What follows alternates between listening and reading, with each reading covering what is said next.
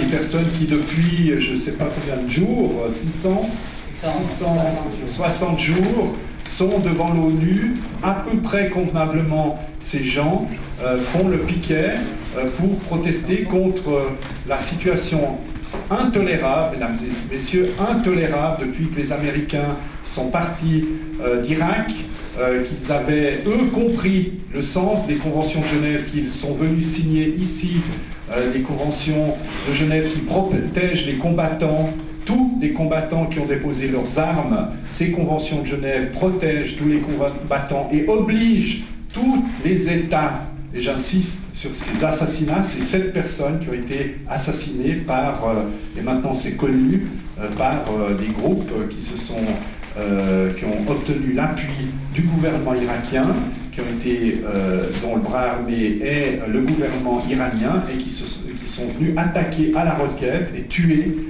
des combattants qui avaient déposé les armes en flagrant délit. Et il faudra bien qu'un jour la Cour pénale internationale se saisisse de cette problématique-là.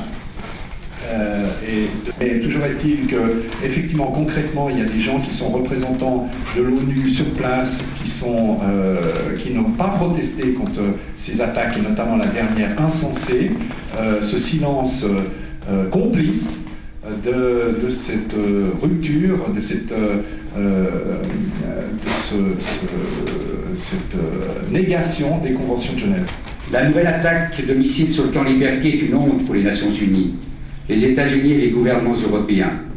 Ce n'était pas seulement une attaque contre les habitants de Liberty, mais aussi une attaque contre la Convention de Genève et la Convention sur les réfugiés. Le HR aurait pu empêcher ce crime s'il avait été pris au sérieux les avertissements répétés à de maintes reprises et avait agi à temps pour annoncer Liberty comme un camp de réfugiés en vertu des lois et règlements du HR. Malheureusement, cela n'a pas été fait pour des raisons obscures et le HR est en partie responsable et porte, je l'ai dit, une lourde responsabilité quant aux victimes de cette attaque.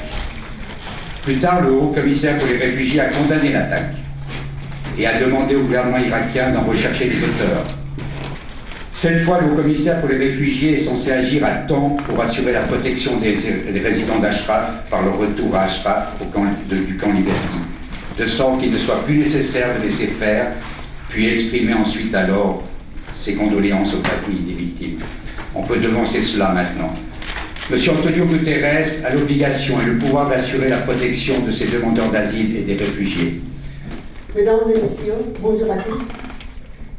Un danger qui menace mon pays et une vaste région du monde qui va du Moyen-Orient à l'Afrique, et ce danger, c'est le fascisme religieux. C'est lui qui menace la paix et la sécurité dans le monde. Les crimes et la violence des mollahs sont une menace encore plus grande aujourd'hui. Parce que le régime est dans la phase de son renversement. Il reste quelques mois avant l'élection de juin. Les conflits au sommet parfois paralysent le pouvoir. Khomeini a peur de l'effondrement de son régime, mais il a encore plus peur de la population qui est prête à se révolter. Pour contenir la crise, les mollahs ont choisi cette stratégie. D'abord, sauver la dictature syrienne, à n'importe quel prix. Ensuite, encore plus d'efforts pour obtenir la bombe atomique. C'est pourquoi la dernière rencontre avec le 5+1 est sans résultat. Mais l'élément stratégique le plus important des mollahs, c'est de lancer des attaques contre son opposition. Avec l'attaque du 9 février sur le camp Liberty, le régime a voulu sortir de son impasse politique. Cette attaque a fait 7 morts et une centaine de blessés. Ici, c'est les photos de cette mort, de cette attaque.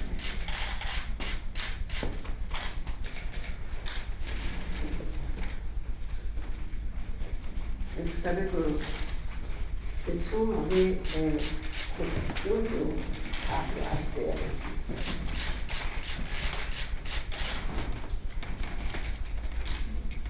Avec son massacre, les Mollahs ont tiré sur les conventions de Genève et les lois qui protègent les réfugiés. Le déplacement dans ce camp imposé aux Ashrafiens était un acte irresponsable de l'ONU et de son représentant spécial en Irak. L'ONU a collaboré avec le gouvernement maliki dans ce déplacement forcé d'Ashraf et dans la transformation de Liberty en prison. Malheureusement, le HCR a gardé le silence devant ces mesures illégales. Aujourd'hui, Liberty est menacée par une nouvelle catastrophe humanitaire. Il n'y a pas le minimum de sécurité face à une attaque à la roquette. Les rangées de bungalows des résidents peuvent prendre feu facilement. Il n'y a aucun abri et pour empêcher un autre massacre, il y a deux options. Soit Washington emmène tous les habitants dans son pays pour partir vers notre pays, soit les résidents retournent à Ashraf pour partir vers des pays tiers. J'appelle aussi le HCR à déclarer un statut de réfugié collectif pour tous les habitants d'Ashraf et de Liberty. C'est un moyen préventif contre les pressions des Mollahs. Je vous remercie.